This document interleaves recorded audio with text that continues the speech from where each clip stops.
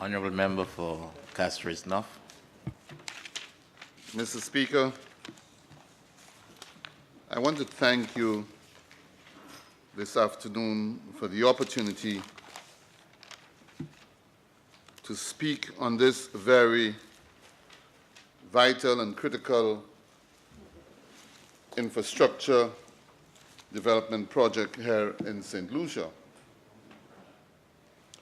And so, as Minister responsible for infrastructure, ports, energy, and labor, I think it is imperative that I stand in support of this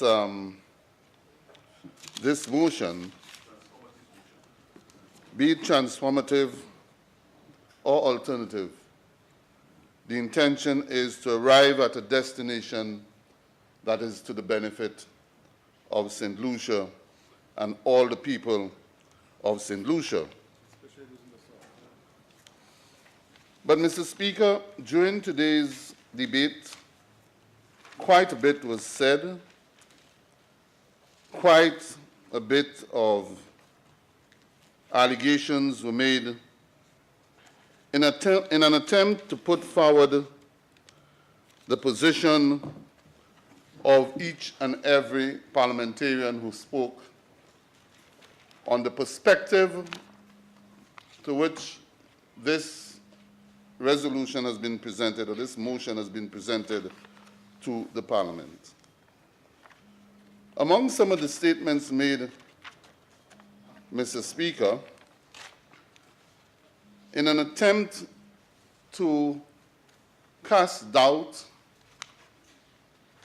and to bring about a level of fear in the minds of St. Lucians, reference was made to the construction of a bridge in the cul-de-sac valley by the parliamentary representative for Castries South.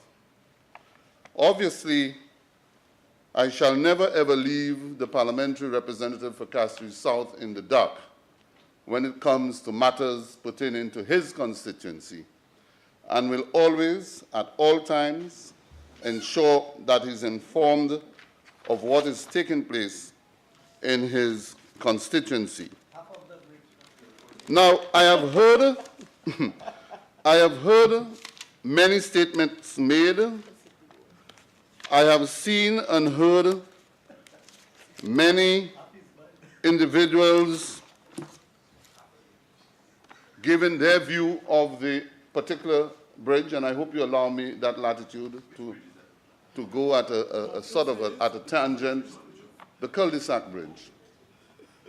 And I wish to clear the air for fear that the parliamentary representative for Castries South and probably his other colleagues will not in any way make submissions to this Parliament that are misleading.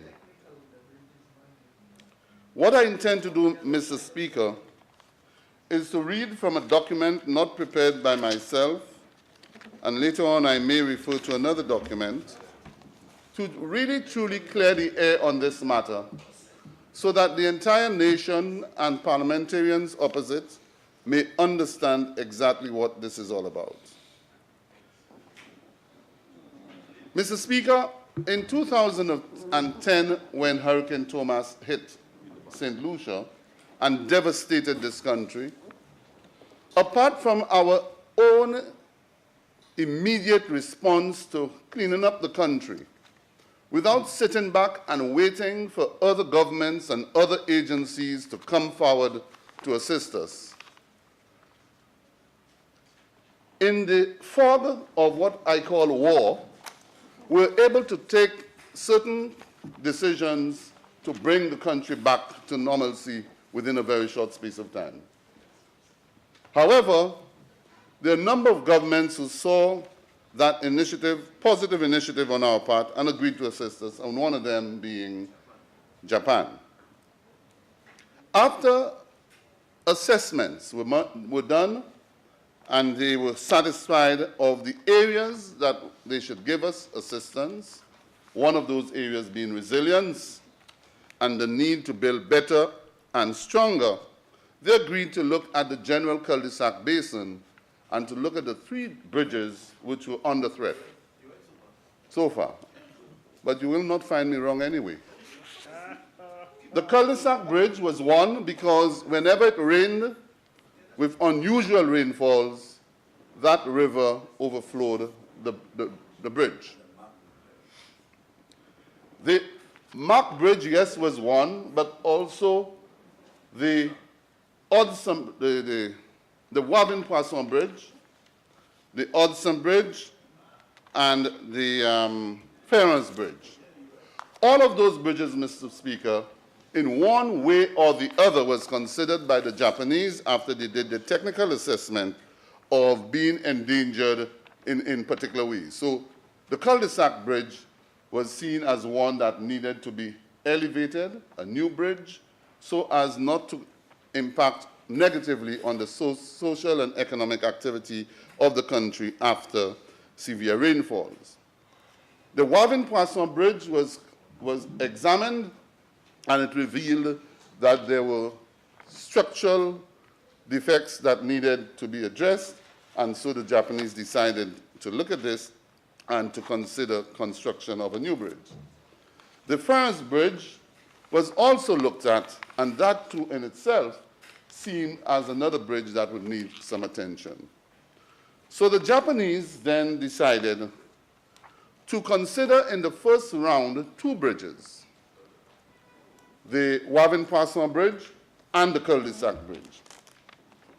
In all of the efforts, and it was all handled by the Japanese government in terms of sourcing the consultants, doing all the feasibilities, going through the process of tendering, etc., etc. The Japanese, who had agreed to an expenditure of 1.53 billion yen, which at today's rate may be about 36, 37 million EC dollars, decided that they will allocate this as the envelope for reconstructing the 2 bridges. Okay? I think you're ahead of time. Let me finish. So, Wavin-Poisson and cul-de-sac.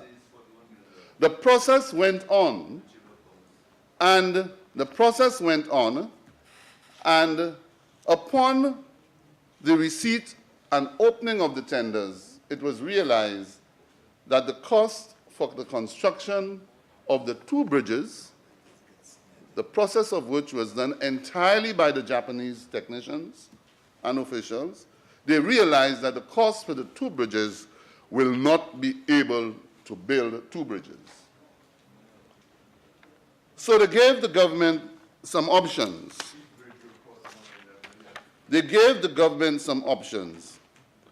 And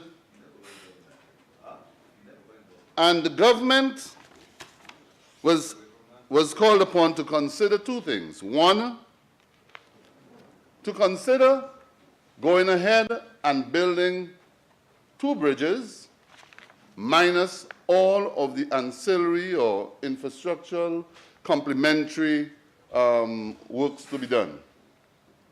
Those works included, Mr. Speaker, such things as river retraining, the feeder roads which had to be redesigned and realigned. So in the case of the Millennium Highway, because of the span of the bridge and the height of the bridge, the approaches would have been much wider. So once you raise that bridge to reduce the elevation and the gradient, the slope, it would mean that the commencement of your entry onto the bridge or the ramping up of the bridge would have to be at a further distance. And therefore, that distance would have taken you to the junction of the Incommode Hill with the East Coast Highway. So, therefore, the Japanese government said, well, listen, we can build the 2 bridges, but you, the government, would have to build the banks, what we call the dikes, I think, the dikes, etc., and the feeder roads, and all of the other accessories necessary to make that possible. So the $36 million or $41 million which has been referred to is certainly not the cost of one bridge. That is the envelope. That is the envelope which the Japanese government had presented in the first place for the construction of the two bridges. So now in the re-evaluation of the cost of the bridge, at some later date, we will find out exactly what that cul-de-sac bridge will cost. But you know what is important is to really compare, and I hear a lot of comparisons being made, and I'm not one who compares what was done before and what is being done and how best we have done it, but once it is presented to me, then I've got to deal with it. Under the previous administration, two bridges were built. Two bridges, well, I refer to two of the bridges built. One is the Bonte Bridge with a span of 10.39 meters. 10.39 meters, costing 5.6 million EC dollars. Bois d'Orange Bridge, 17.13 meters, costing $11 million. Cul-de-sac Bridge, which is 81 meters, 81 meters, not 17, not 10, not 9, 81 meters, is being reviewed as far as the costings are concerned. 81 meters, the span of the bridge. 81 meters. And that bridge is being reviewed. That's the span. No. It's the length. Well, when you say span, span is length. Span is across the bridge, across the river. Whatever you understand. Let's go. No, but I'm saying the length or the span is the length of the bridge across the river. That is the span. Honorable member, please continue, sir. Let me just go to the report or the statement which I've got before me, which deals with that situation. On the 9th of August 2017, the Japanese International Corporation, JICA, signed a grant agreement. That was in 2017. The project will construct the cul-de-sac bridge located in cul-de-sac. I'm just giving you a summary. Okay? There was supposed to be 3 bridges. Yeah, I mentioned that while you were out. The country, well, they mentioned the state of the country. Never $40 million. The basic information, Mr. Speaker, entails the reconstruction of the cul-de-sac bridge. Okay? For the 3 bridges, it would have taken 45 months. Okay? The Ministry of Infrastructure is the executing agency. The project details include reconstruction of the cul-de-sac bridge, length 81 meters. Okay? Width 10.5 meters and lanes 2 lanes. Okay? The span is also the length. Why are you making an issue out of that? It's still the same, it's the same thing. The span is the length, and you have the width of the bridge, which are the lanes. Anyway, we'll debate that at another time. Okay? Then the Wavin-Poisson Bridge, the length is 18 meters width. The width is 9.5 meters. Okay? The levee protection construction, which is also in the cost, the levee protection construction, which is to prevent the flooding. Okay? The length, that's around the bridges. Then you have the construction of the access roads, cul-de-sac bridge, length 600 meters, lanes 2, etc., etc. So, Mr. Speaker, all of the propaganda that is out there about the bridge, one bridge costing $41 million, is inaccurate. The envelope was in the vicinity of $1.5 billion, which was for 2 bridges, and that equates to to $40 million based on the rate of the yen. So I thought I should at least dispel this.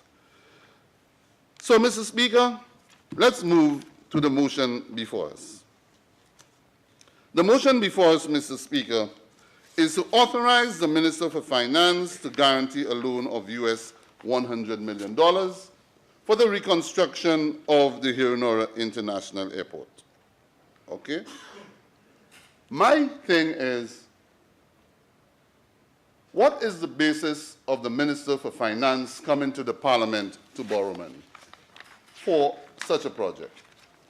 The Minister for Finance did not wake up this morning and decided, or yesterday, that he's coming to borrow money for the HIA International Airport. His authority is enshrined in the St. Lucia Air and Seaports Authority, an act which gives him the authority to come to the Parliament to give such guarantee. The act says, Mr. Speaker, under Part 3,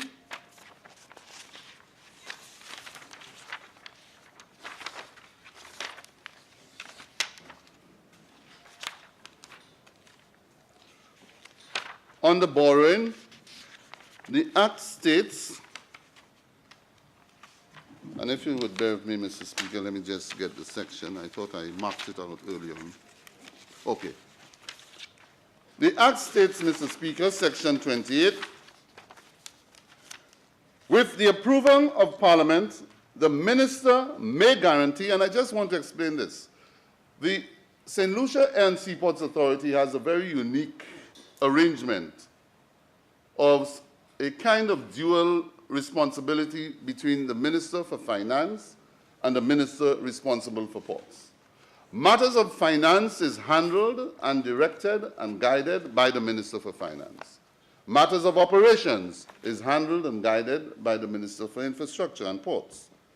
So the minister in this case, which is being referred to, is the Minister for Finance. It says, with the approval of Parliament, the minister may guarantee in such manner and on such conditions as he or she may think fit the repayment of the principal of and the payments of interest and other charges on any authorized borrowing by the authority. It then goes on further. Where the minister is satisfied that there has been default, well, let me just go on the guarantee. And it says on the guarantee, so that authority is vested in the minister responsible for finance. On the borrowing,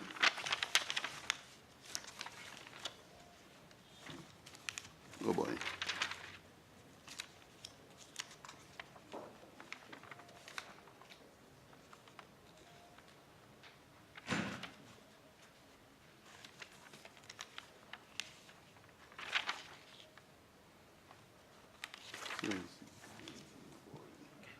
So basically, Mr. Speaker, the Act gives the Prime Minister that authority. The Council, which is the Council of the St. Lucia Air and Seaports Authority, can only borrow when the Prime Minister, or rather the Minister for Finance, comes to Parliament and makes that request to Parliament.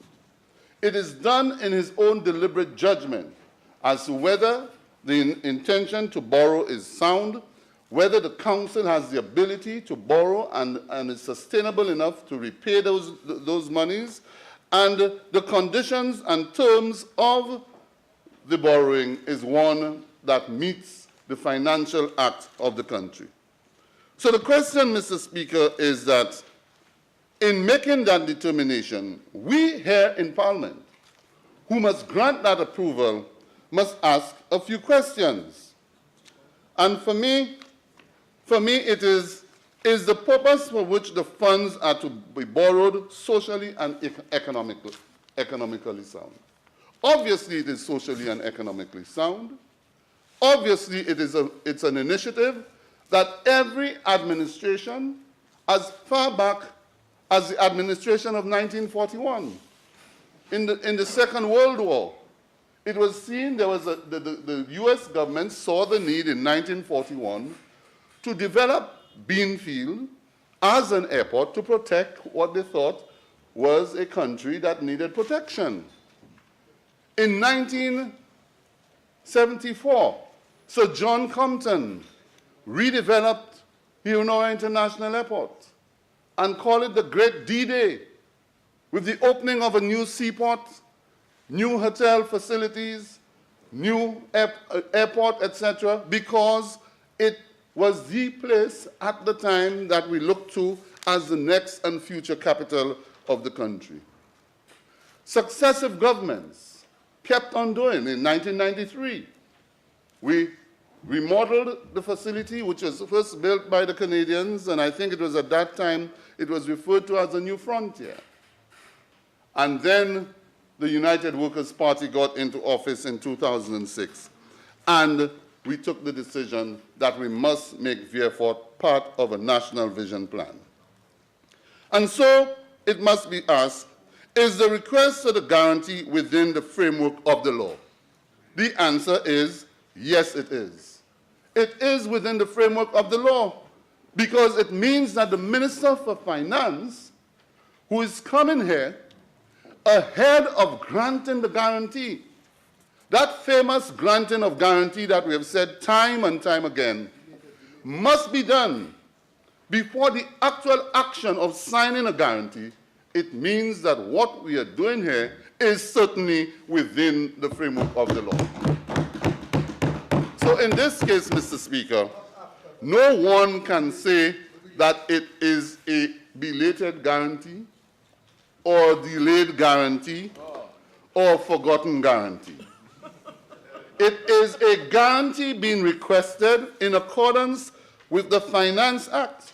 Transparent. And in keeping with the St. Lucia Air and Seaports Authority Act, which says that the minister responsible for finance, in his own deliberate judgment, having examined all of the terms and conditions, comes to the Parliament to make the request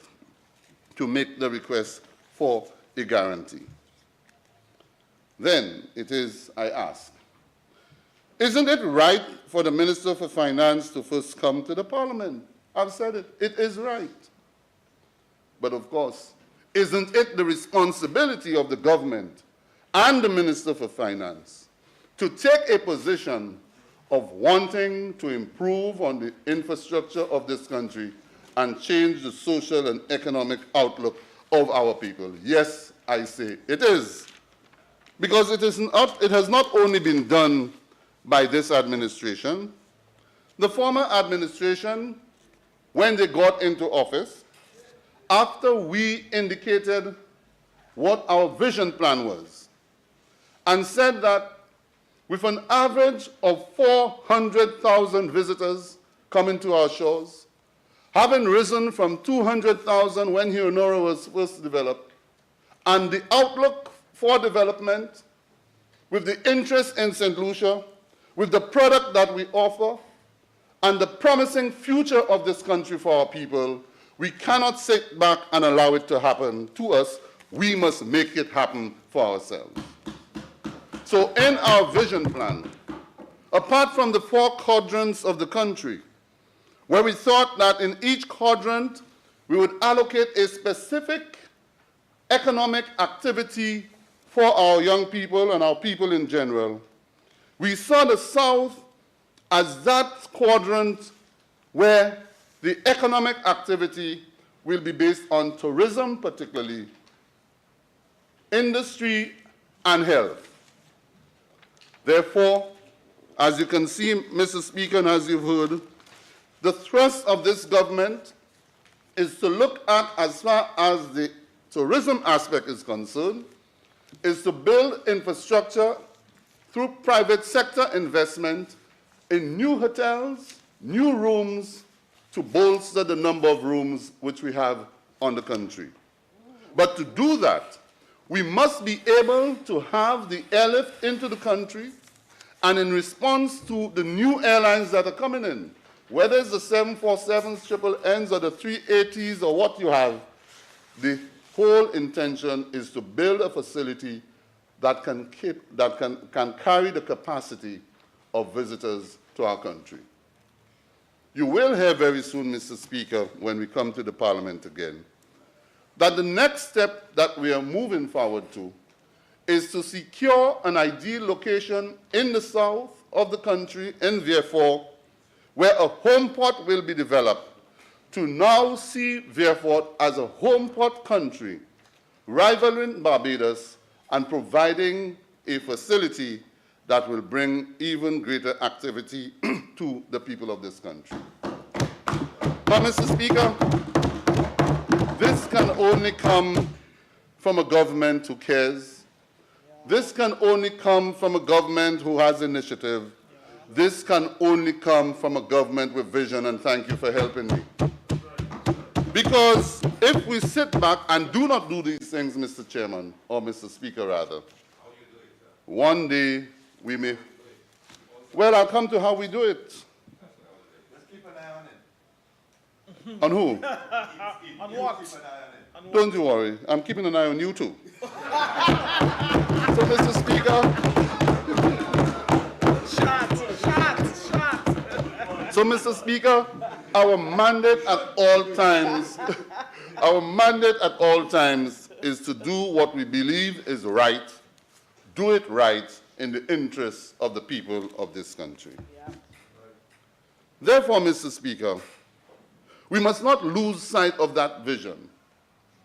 So when we got in 2007 and we came and fashioned the method, fashioned the way forward, and engineered the process, there were those who said it will not work. We said we have confidence in what we believe. We said we believe we can make it work. And the initiative started, negotiations started, from a dream to actual negotiations. Unfortunately, the election came and we were unable to realize that dream. At the time, we introduced, the full story is that, we exercised due diligence, which delayed us. That was it. That's the story. That's the story. Okay? But we introduced a mechanism to allow us to be able to finance the airport development charge. Yeah. We said, if we are going to build facilities, particularly to tourists, particularly to facilitate tourists, we said that there must be an airport development charge, which is everywhere, as you said earlier on. Every country in the United Kingdom, they put in airport development charges to develop their airports. Okay? No, I'm not boasting about it. I'm not boasting. I'm just saying we introduce an airport development charge. Okay? So the intention, therefore, was to create that revenue stream, Mr. Speaker, without undue pressure on our local people to finance the airport.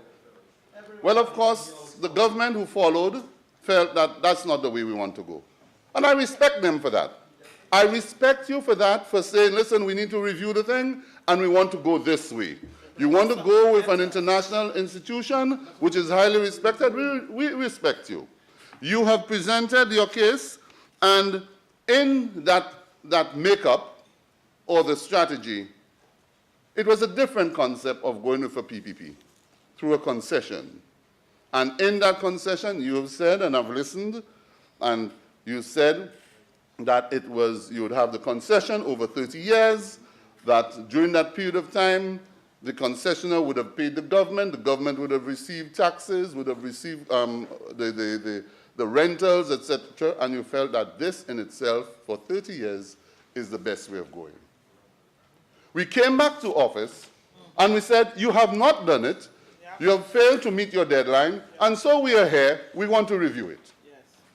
We reviewed the proposal, and we took a position that we said, hey, as an independent people, we want to manage our own affairs in this regard.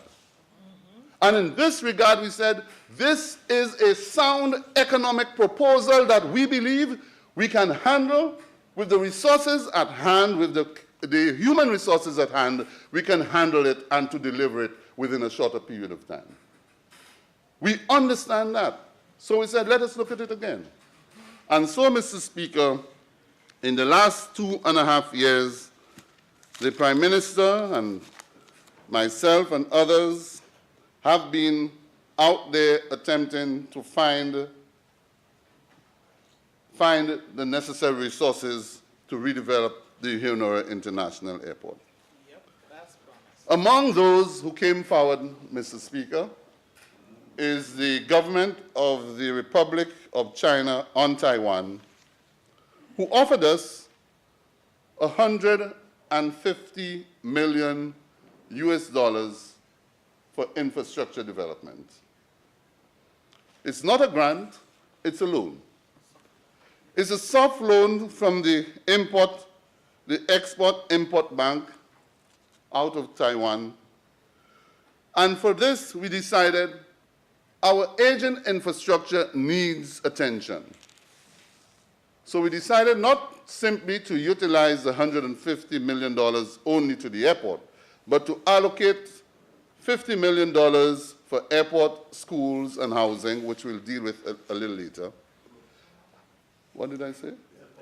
Roads, schools, and housing, and to utilize the $100 million for the redevelopment of the Honora International Airport.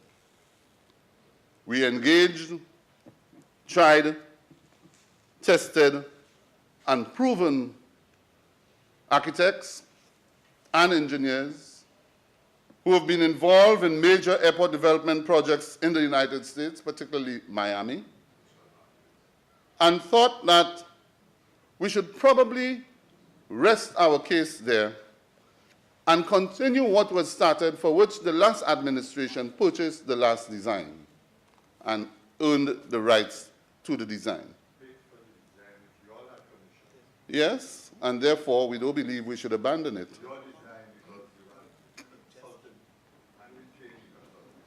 Okay, I heard you now. So, I heard you.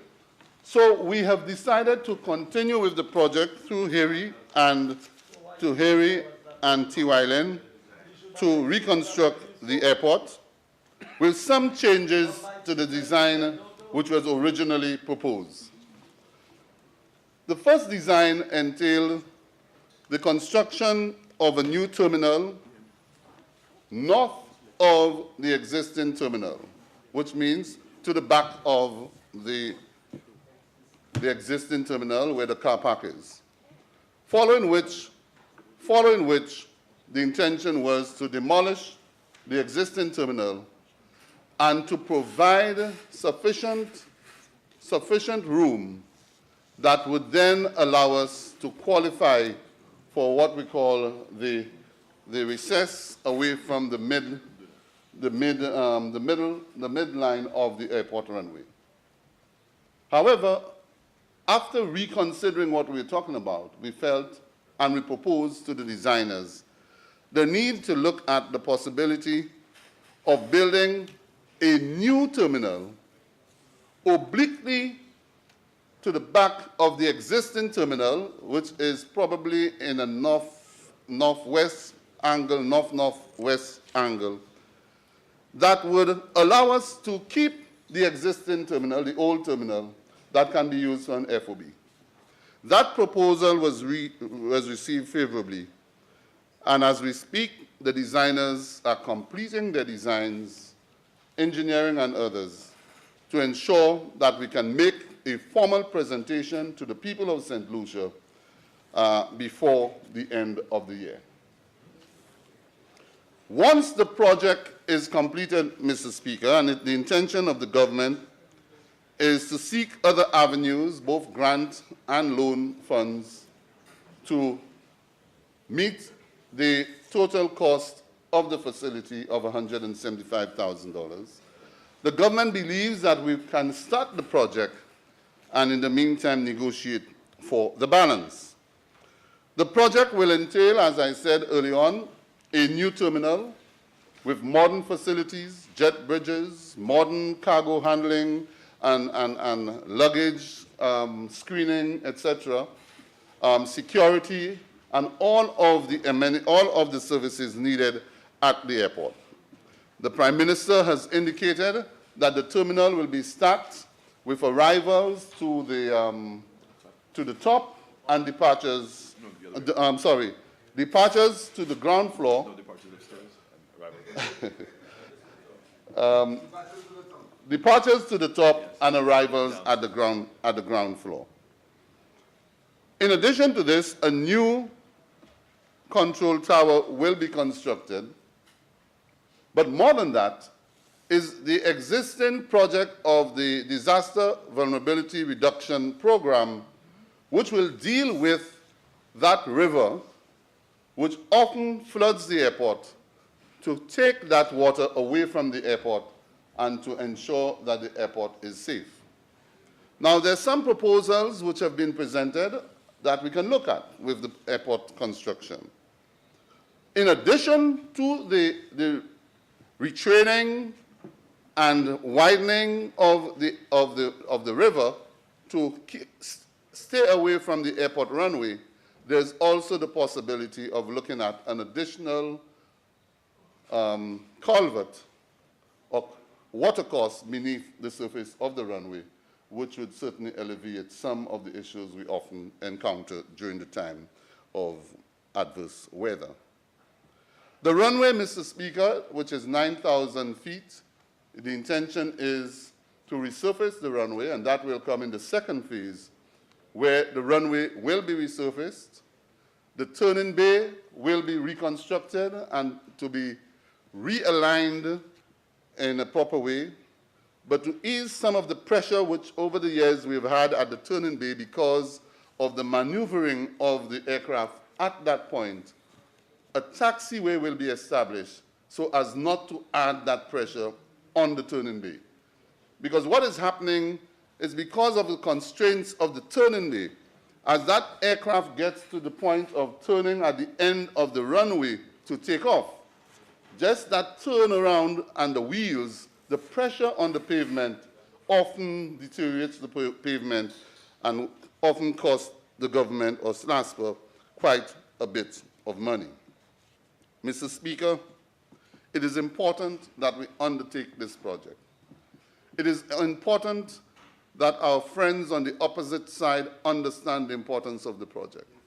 You may have a problem with what I call the method or the approach of the project, but you cannot doubt me that it is important that St. Lucia undertakes this project now and not later. Let's look what has happened. We cannot suffer any further delays. Let's look at what has happened since 2011. In 2011, we were speaking about the redevelopment of the airport. At that time, St. Vincent was talking about an airport. We warned, we need to do this airport because the only thing that can save us from St. Vincent is that St. Vincent doesn't have the room capacity to facilitate large aircrafts going in there. So whereas they have the international airport in St. Vincent, which incidentally, I'm sure if my good friend on the other side would ask his comrade in St. Vincent, would find that the same company that is going to build here in St. Lucia is the one which built the St. Vincent Argyle International Airport. So now you know, I'm sure you're happy. And so you'll give the support. So let me get back to the point. The point is that notwithstanding the fact that St. Vincent now has an international airport, we still have an advantage over St. Vincent because St. Vincent doesn't have the room capacity to be able to attract the number of aircrafts into St. Vincent because it's just a few hotels they have.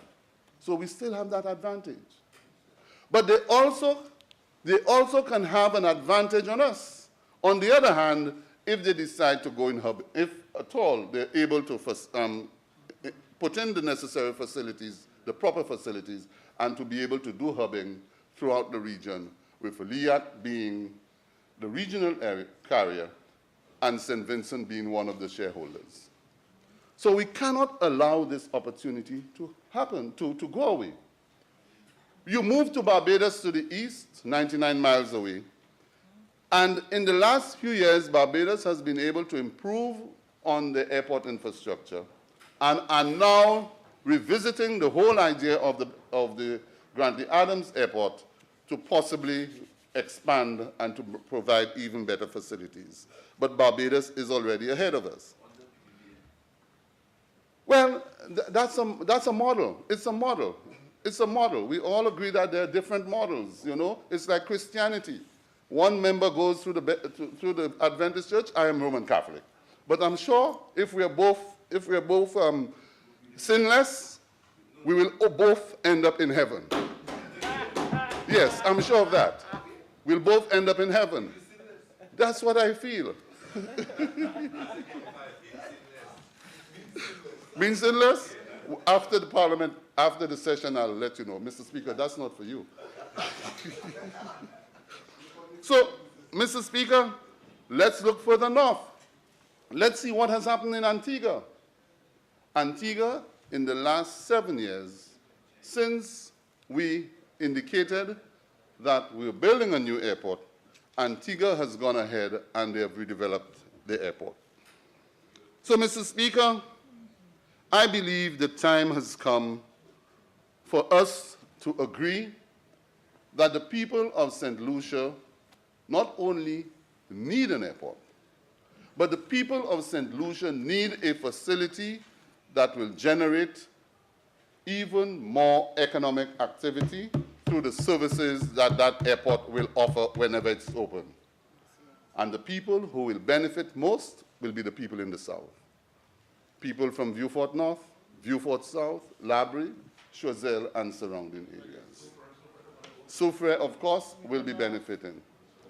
But, Mr. Speaker, as we say this, the airport in itself and the other facilities of the cruise port, the home porting, and all the activity that will come in there with DSH, etc., will call for other amenities to be set up. And at some stage, I'm sure the Prime Minister will come to the Parliament to indicate what those are and what the economic and social benefits to be derived for the people of St. Lucia. So in closing, Mr. Speaker, I believe it is imperative on my part, and I'm obliged, to take the opportunity to extend, as Minister responsible for infrastructure, ports, energy, and labor, to extend my sincerest thanks to the government and people of the Republic of China on Taiwan. They have, over the years, particularly in the period ever since 2007, been very supportive of successive administrations. They have played their part in education, in agriculture, in tourism, in infrastructure, and for me and for many, they are seen as true friends, loyal friends, and friends who are with us to give us the necessary support. So with those few words, Mr. Speaker, I stand and I conclude on this matter in support of the guarantee which is being requested here today, a guarantee for the approval, rather, for the guarantee of a loan of $100 million US for the reconstruction and redevelopment of the Hironora International Airport. I thank you.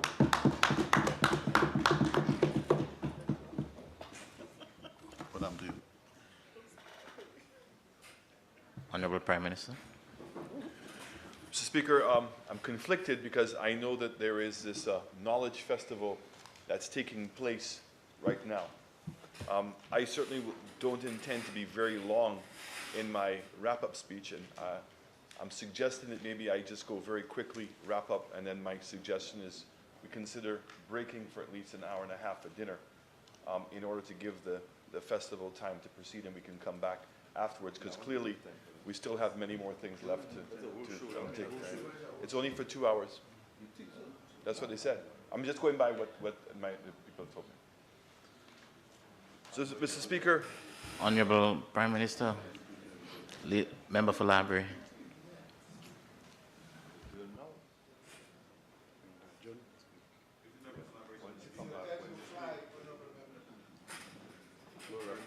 Member for Library, you speaking to this motion? Yes. Can we come back? suggested we suspend the House for 2 hours.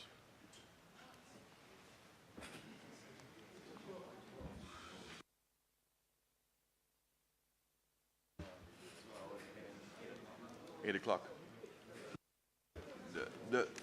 My understanding is the show, Mr. Speaker. I mean, I don't know whether the music is going to bother, but the information I've been given is that they're on hold while we're in session, and they've asked us for 2 hours. So I'm suggesting that we take a 2-hour break, unless you want to try to squeeze it in an hour and a half. But I'm just going according to what I've been advised of, Mr. Speaker.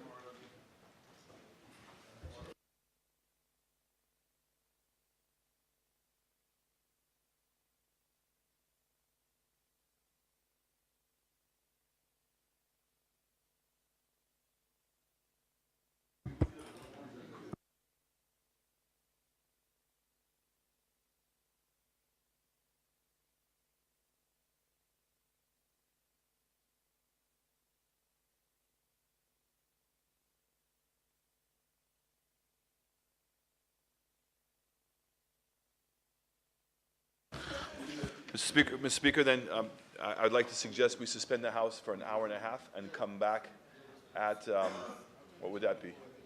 1 hour would be 7:15, 7:45.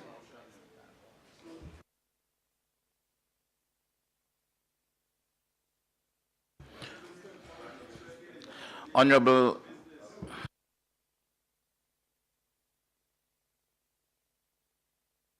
I suggest we suspend for an hour and a half, or if you want to suspend for an hour or an hour and 15 minutes, see how the noise affects us, and maybe we can proceed.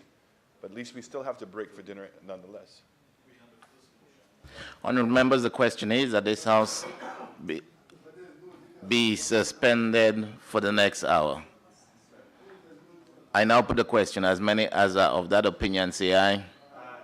As many as of a contrary opinion say no.